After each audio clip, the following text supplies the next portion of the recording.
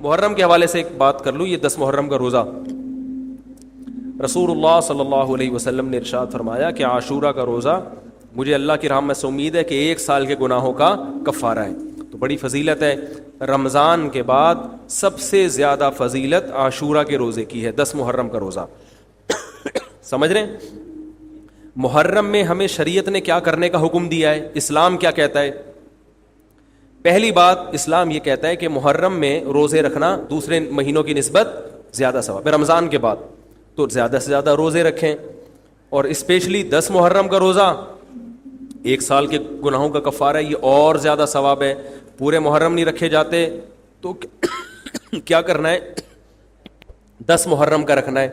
حدیث میں آتا ہے کہ آپ نے حکم دیا 2 روزے ملا کے رکھو, کیونکہ یہودی جو تھے وہ 1 روزہ رکھتے تھے, صحیح ہے نا. تو یہودیوں سے مشابہت سے بچنے کے لیے ہمیں حکم دیا کہ اس کے ساتھ ایک اور روزہ ملائیں. تو علماء یہ کہتے ہیں کہ آج کل یہودی 10 محرم کا روزہ نہیں رکھتے, تو اب مشابہت ختم ہو گئی ہے. تو اگر کوئی 9, 10 یا 10, 11 کا رکھ لے تو اچھی بات ہے, نہیں تو صرف 10 محرم کا بھی رکھ لے تو بھی انشاءاللہ پورا ثواب ملے گا, کیونکہ اب اس میں مشابہت رہی نہیں ہے.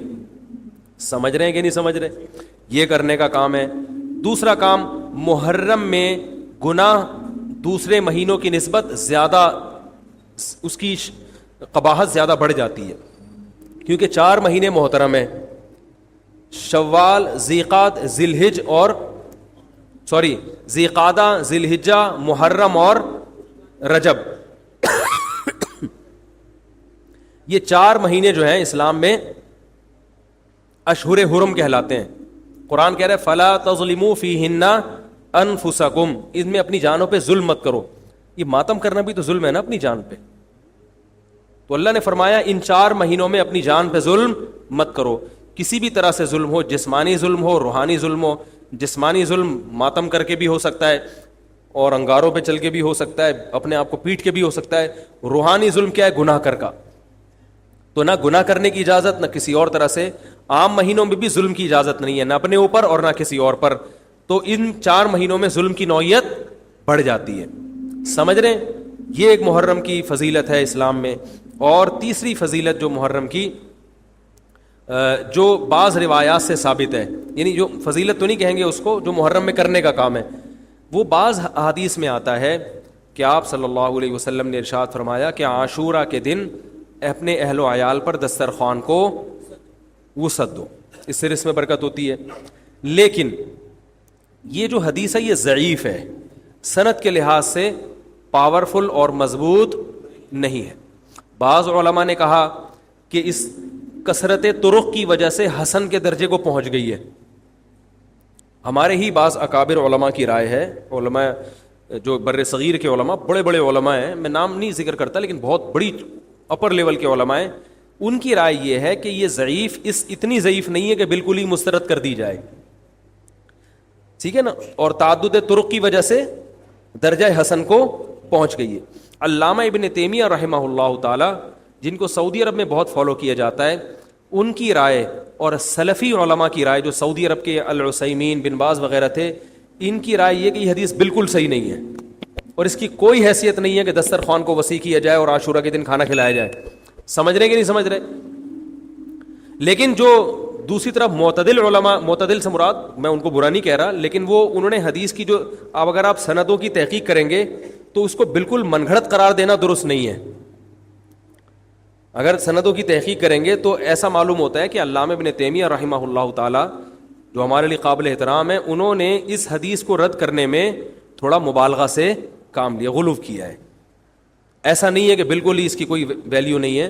تو ضعیف روایتیں ہیں لیکن کثرت طرق کی وجہ سے درجہ حسن کو پہنچ گئی ہے. سمجھ رہے کہ نہیں سمجھ رہے؟ اس وجہ سے بعض علماء کی رائے, بلکہ اکثر, بلکہ جمہور کی رائے یہی ہے کہ محرم میں اگر کوئی اپنے بچوں کو جمع کر کے اچھا کھانا کھلا دیتا ہے 10 محرم کو, اور یہ حلیم شاید یہیں سے نکلا ہے, میں شاید یہیں سے نکلا ہے کہ یوں وہ اچھا کھانا ہو جائے گا, تو وہ کہتے ہیں کوئی حرج نہیں ہے. لیکن ایک بات جو دوسرے علماء کہتے ہیں, جو میری بھی سمجھ میں آتا ہے, بلکہ میں نے پہلے کہیں پڑھا تو نہیں, میرا دماغ اس طرف گیا, لیکن اس کی تائید میں علماء کے فتاوی مل گئے. دیکھو, اگر کوئی حدیث ضعیف ہو یا حسن ہو تو صرف حسن ہونا کافی نہیں ہے، یہ دیکھا جائے گا کہ یہ دوسری صحیح حدیثوں سے ٹکرا تو نہیں رہی ہے. یہ بھی ایک فقہ کا اصول ہے کہ اگر ایک کمزور چیز ہے لیکن وہ طاقتور دلیل سے ٹکرا رہی ہے تو پھر اس کمزور چیز کو بالکل رد کیا جائے گا. تو عاشورہ کے دن روزہ رکھنے کا حکم ہے، یہ بالکل بخاری مسلم کی صحیح حدیث سے ثابت ہے. اور جو کھانا کھلانے والی روایت ہے وہ اس ٹکر کی نہیں، اس کو تو ابن تیمیہ جیسے محقق نے بالکل ہی کالعدم قرار دے دیا، بعض عرب علماء نے بھی بالکل کالعدم قرار دے دیا، اگرچہ ہماری رائے ہے کہ بالکل کالعدم نہیں ہے، لیکن بہرحال اس میں محدثین کا بڑا اختلاف ہوا ہے. جبکہ روزہ رکھنے والی جو روایات ہیں وہ بالکل بے غبار ہیں، ان کو سب صحیح مانتے ہیں.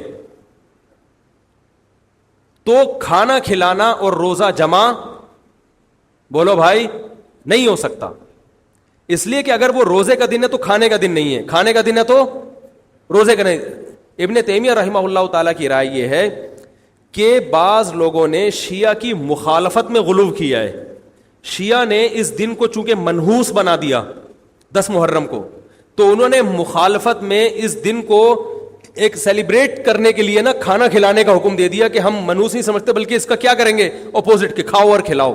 تو انہوں نے کہا یہ بھی غلو ہوا ہے دوسری طرف. بھائی منحوس نہیں ہے، مبارک ہے ہماری نظر میں، لیکن اتنا مبارک کہ اس میں کھانا کھلانا اور یعنی عید والا عنصر کھانا کھلانا تو عید کے دن ہوتا ہے نا، تو عید نہیں ہے بہرحال.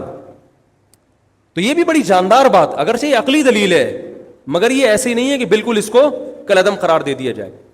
تو اب علماء نے دونوں حدیثوں کو تطبیق کی کوشش کی علماء نے کہ بھئی کھانا بھی کھلاؤ اور روزہ بھی رکھو، افطاری میں کھلا دو، سحری اور افطاری میں. تو بات یہ ہے کہ افطاری میں اگر آپ کھلائیں گے تو وہ 11 محرم شروع ہو چکی ہوگی، وہ 10 محرم بولو بھائی نہیں رہے گی. دوسرا سحری میں جو کھلانے کا مسئلہ ہے نا، سحری میں تو سحری میں جب ہم کوئی کہتے ہیں نا فلاں دن یہ کام کرنا ہے فلاں دن، تو اس سے لغت میں جو ذہن میں متبادر ہوتا ہے نا وہ دن کا وقت ہے، وہ 3:30 پونے 4 کا وقت نہیں ہوتا. یہی وجہ ہے کہ جو لوگ اس حدیث پر عمل کرتے ہیں عاشورہ والی، وہ دن میں کھانا کھلاتے ہیں، دوپہر کے ٹائم لنچ کرتے ہیں. وہ افطاری میں تو ویسے ہی دسترخوان وسیع ہوتا ہے بھوک کی وجہ سے. ارے بابا وہ تو ویسے ہی بچوں کو جب روزہ رکھا ہوا ہے تو اچھا کھلاؤ، سحری اچھی کراؤ، اور افطاری وہ تو ویسے ہی بھوک کی وجہ سے. رمضان میں دیکھو نا کیسے کھلے دسترخوان ہوتے ہیں. تو میں نے بڑی کوشش کی دونوں حدیثوں کو جمع کریں، لیکن تکلف کے بغیر یہ ممکن نہیں ہے. تو فقہ کا ایک اصول ہے کہ جب کوئی بے غبار صحیح حدیث ہوتی ہے اور اس سے ایک اصول ثابت ہو رہا ہے تو اس کے مقابلے میں اگر کمزور روایت آئے گی جو اس سے ٹکرا رہی ہوگی تو اس کمزور روایت کو، اگرچہ وہ موضوع من گھڑت نہیں ہے لیکن اس کمزور کو اس صحیح حدیث کی مخالفت کی وجہ سے بولو بھائی رد کر دیا جائے. اس لیے میرا نالائق کا موقف یہ ہے، میں بہت نالائق ہوں، میں اتنی بڑی بڑی باتیں کرتا نہیں ہوں، لیکن ساڑی عقلچ یہ چیز آندھی نہیں ہے کہ بھائی جو روزے کا دن ہے وہ بھوکے پیاسے رہنے کا دن ہے، وہ کھانے کھلانے کا نہیں ہے. افطاری میں تو ویسے ہی کھاؤ بھی کھلاؤ بھی. تو اور اس کا نقصان یہ بھی ہوتا ہے کہ لوگوں نے اس کھانا کھلانے کے چکر میں روزے چھوڑ دیے ہیں. سمجھ رہے ہیں، جب حلیم پکے گا تو کون روزہ رکھے گا بھائی؟ ساری رات گھوٹا لگے گا حلیم کا کہ کل دسترخوان وسیع کرنا ہے، تو پھر روزہ گیا، وہ تو تیل لینے گیا، روزہ کون رکھے گا روزہ؟ تو وہ حدیث صحیح حدیث کی بالکل اس میں ٹائٹ قسم کی مخالفت ہو رہی ہے. ٹھیک ہے نا؟ تو نالائق کی رائے، پھر بھی اگر کوئی دوسرے علماء کی رائے کو فالو کرتا ہے تو وہ کھائے بھی کھلائے بھی. میں کہتا ہوں جو مضبوط چیز ہے اس کو لینا چاہیے، جو کمزور چیز ہے اس کو چھوڑ دینا چاہیے. ہمارے حضرت مفتی رشید احمد صاحب رحمہ اللہ ایک بات کہتے تھے کہ جہاں کھانا کھلانے کی حدیث آئے گی نا وہاں مسلمان اس کو لے ہی لے گا. کھانے پینے کی جہاں بات آئے گی مسلمان کیا کرتا ہے؟ وہ کہتا ہے بھائی یہ صحیح ہے، یہ بالکل صحیح حدیث ہے. ٹھیک ہے نا؟ وہ کیا کرتا ہے؟ جن علماء کی تحقیق ہے وہ تو تحقیق سے کہہ رہے ہیں، لیکن عام پبلک کی عادت یہ ہوتی ہے کہ فتویٰ بھی اسی کا فالو کریں گے جہاں کھلانے کا تذکرہ آ رہا. تو اب ہمارے کہتے جہاں کھانا کھلانے کی بات آئی مسلمان کہتا ہے بس یہ بالکل صحیح بخاری کی طرز پر، یہ بخاری کی شرط پر یہ حدیث. تو بھائی بھوکا رہنا عبادت ہے، بھوکا رہنا سنت ہے. بچوں کو تو ویسے ہی کھلاؤ عاشورہ ہو یا نہیں ہو، اور سحری افطاری کرا دو اچھی سی، روزہ رکھواؤ. اور جو بالکل چھوٹے بچے ہیں وہ تو ویسے ہی کھاتے ہیں. تو اس لیے، اور پھر اس کا نقصان کیا ہو رہا ہے؟ حلیم کے گھوٹے لگ رہے ہیں پوری پوری رات بیٹھ کے. اس کے الگ نقصانات ہیں، سبیلیں لگ رہی ہیں. حضرت حسین رضی اللہ تعالیٰ عنہ تو کربلا میں شدید گرمی میں بھوکے اور پیاسے اپنی جان دیتے ہیں، اور یہاں ہم کیا کر رہے ہیں؟ کھانا کھا رہے ہیں، دیگیں پکا رہے ہیں، شربت پی رہے ہیں. تو یہ بات عقل میں آنے والی نہیں ہے. اور عاشورہ کے دن کی مناسبت سے روزہ ہی ہے، وہ روزہ رکھنے کا دن ہے. اللہ تعالیٰ عمل کی توفیق عطا فرمائے. وما علینا